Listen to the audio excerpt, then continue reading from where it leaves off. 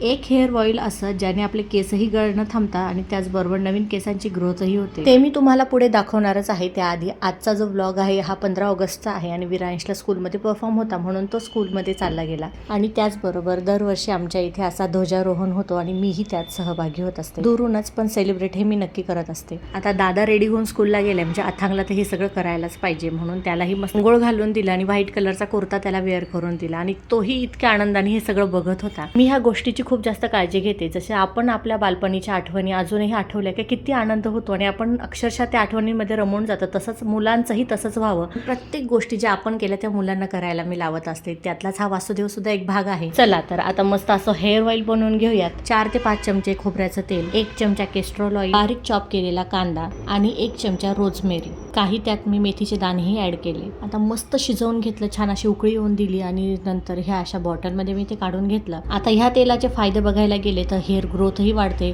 त्यानंतर हेअर फॉलही कमी होतो. जर तुम्हाला डॅन्ड्रफ असेल तोही कमी होण्यास फार जास्त मदत होते.